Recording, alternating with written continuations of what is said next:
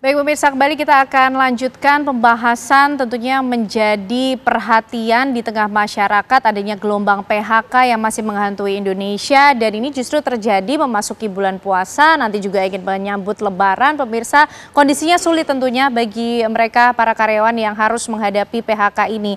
Pak Slamet, lalu seperti apa harapan tentunya yang dialirkan ataupun juga disuarakan oleh teman-teman dari Sritex tentunya memasuki bulan puasa ini, kebutuhannya masih tetap harus berjalan. Tadi juga kita sudah lihat ada skema sebenarnya yang disiapkan oleh Kementerian Tenaga Kerja Pak Slamet untuk bisa membantu para karyawan yang di PHK ini untuk bisa mendapatkan pekerjaan yang baru.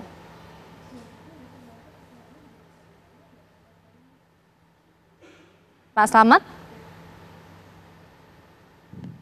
Kami sangat berharap untuk ya. Ya, silakan Pak. Halo. Silakan Pak.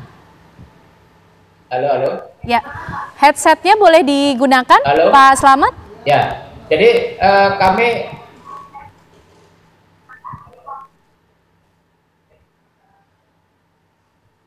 Ya, silakan Pak Slamet. Sambungannya terputus kelihatannya. Oke. Baik, kita akan... Ya, jadi harapan kami sebetulnya adalah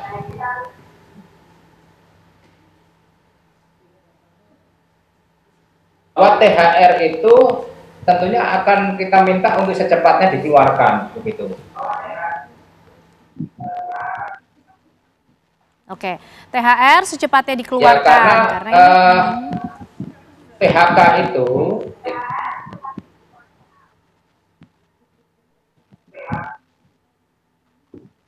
PHK ini kan menjelang Lebaran, ya. Jadi menurut kami kan juga tidak fair juga kan gitu, kurator melakukan PHK menjelang Lebaran begitu. Oke, baik. Itu yang diharapkan dari Pak Slamet dan juga teman-teman di Sritex gitu kan. Pak Wamen, ini mereka menganggap ada yang tidak fair Pak, ini PHK dilakukan menjelang Lebaran, memasuki bulan puasa begitu. THR yang diharapkan Pak Wamen. Oke, ya kita kan sudah berupaya maksimal ya melakukan apapun yang kiranya bisa kita lakukan sebagai pemerintah. Tapi sekali lagi itu tergantung industrialnya. Kemudian kan sudah diambil oleh kurator ya, sekarang kan tanggung jawabnya kurator. Ya tinggal bagaimana menegosiasikan hak-hak yang menjadi kewajiban kurator, jangan lagi nanti dibebani ke kita lagi. Kami sih sudah sepakat gimana caranya, kemarin kan sudah sepakat untuk going concern lah, agar apa ini tetap berjalan. Tapi kan ternyata ada keputusan yang lain, keputusan hukum. Tadi kawan-kawan dari Serikat Pekerja Pak Mas Slamet udah menyampaikan bahwa kami tidak punya daya karena ini sudah menjadi keputusan hukum dan kami harus hormati keputusan hukum ini. Nah sama kayak kita pemerintah gitu ya, kami akan menghormati keputusan hukum itu, tapi kan kita tetap tidak tinggal diam. Banyak upaya-upaya yang kita lakukan, misalnya kayak kawan-kawan ingin bekerja di mana, kemudian mereka butuh pelatihan-pelatihan, kami siapkan BLK dan itu gratis ya, sifatnya saya tekankan itu gratis, tidak bayar. Jadi kawan-kawan kalau mau alih profesi yang dari buruh tekstil mau jadi buruh otomotif, ada kita. Yang tadinya buruh otomotif mau jadi buruh elektronik, ada kita siapkan BLK untuk kawan-kawan yang mau alih profesi ya, alih keahlian itu. Dan kita negara sekali lagi kita tidak tinggal diam dan tidak abai dalam persoalan kasus-kasus ini. Jadi ini untuk juga kawan-kawan yang ter-PHK dan juga para pencari kerja, agar Indonesia ini tetap terang, tidak gelap. Oke, Pak Wamen, mengenai peraturan yang mengatur tentang presentase kalau tidak salah 60% ya bagi mereka yang di PHK, ini seperti apa nanti realisasi atau implementasinya? Sudah bisa dilakukankah pada kasus ini yang kita hadapi? Ya, ini juga kan menjadi kewajiban kita untuk bisa mendorong kebijakan ini bisa terlaksana, jangan sampai tidak. Makanya ya fokus kita hari ini kan coba menjaga hak-hak kawan-kawan pekerja dan buruh, jangan sampai mereka terabaikan. Nah ini juga kita lagi fokus soal ini juga kok. Jadi soal jaminan kehilangan pekerjaan atas JHT, jaminan hari tua. Ini hak-hak ini harus segera terpenuhi, jangan sampai tidak.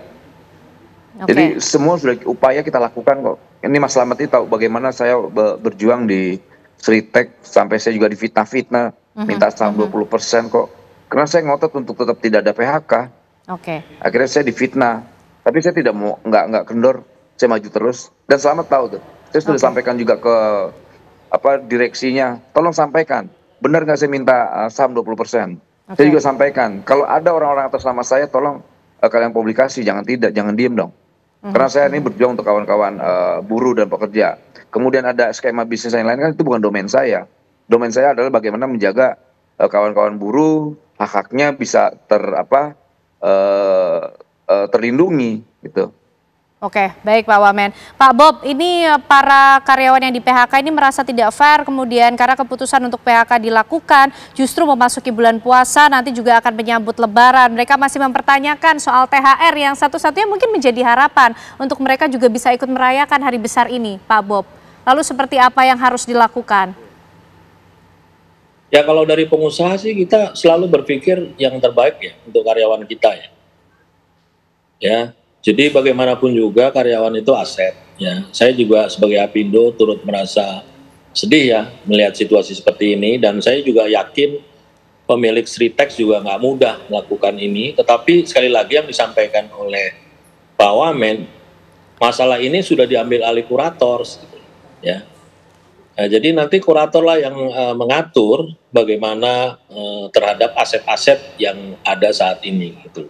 Saya nggak tahu detailnya seperti apa ya, tapi setahu saya hak-hak pekerja mestinya menjadi prioritas ya untuk dipenuhi. Gitu. Ya, kita juga dari Apindo berusaha untuk mendorong ya supaya pekerja ini terlindungi. Bagaimanapun juga mereka itu aset perusahaan, mereka itu keluarga bagi kami. Ya, kalau mereka tersakiti, kita juga merasa sakit gitu loh. Jadi jangan merasa bahwa Apindo juga atau pengusaha ya lepas tangan ya. Kita akan selalu berusaha mendorong member kita untuk mengutamakan karyawan ya sebagai haknya sebagai prioritas utama. Tapi tentunya harus bisa bekerja sama dengan kurator karena ini sudah diambil alih kurator ya. Proses hukum yang bekerja. Baik Pak Bob. Mas Fitra, terdekat ini yang dihadapi oleh para karyawan nanti hari besar yang tentunya diharapkan juga bisa dirayakan dengan hati yang lega begitu kan, dengan keluarga, dan tentunya ada kebutuhan tambahan yang biasanya juga bisa diakomodir dari penghasilan yang sudah bisa tidak diterima begitu. Gimana Mas Fitra? Ya, di satu sisi saya berempati ya, tapi di sisi yang lain ya semuanya serba sulit ya. Kalau misalnya mengharapkan misalnya Sritek untuk membayar, ya mereka juga kan di tengah kesulitan gitu ya. Kalau diharapkan juga untuk industri lain untuk bisa menyerap, mereka juga sebenarnya dalam bukan keadaan yang sangat berkelebihan gitu kan. Karena kalau kita lihat industri kita memang secara umum sedang tertekan. Tertekannya semuanya kenapa sih? Karena ya, kita lihat nih kemarin itu di bulan Januari impor kita turun 2%. Nah itu kenapa? Salah satunya adalah peningkatan ongkos produksi Mbak. Dari sisi nilai tukar dan juga dari sisi ketenagakerjaan. Nah kita melihat bahwa upaya pemerintah untuk menaikkan UMR 6,5% ini bagus ya di satu sisi untuk dari sisi buruh. Tapi dari sisi produsen itu menjadi relatif lebih mahal. Sehingga mungkin ke depannya di sepanjang tahun ini ya kalau masalah produktivitas ini tidak diselesaikan, tidak rampung ya, akhirnya investor juga akan melihat bahwa Indonesia bukan negara yang ramah buat mereka dalam konteks ongkos produksi. Akan lebih banyak yang ke Vietnam, banyak ke Myanmar, sementara kita ya udah relokasi dan juga bangkrut. Baik Mas Fitra, sejumlah catatan antisipasi sudah kita bahas malam hari ini. Tentu kita berharap yang terbaik, adanya semangat dan harapan baru untuk teman-teman yang harus menghadapi kenyataan yang pahit ini juga, tapi kita harus tetap memelihara harapan yang baik pula. Terima kasih Mas Fitra, Pak Wamen, kemudian Pak Bob dan juga Pak Slamet malam hari ini sudah bergabung bersama kami di Apa Kabar Indonesia Malam.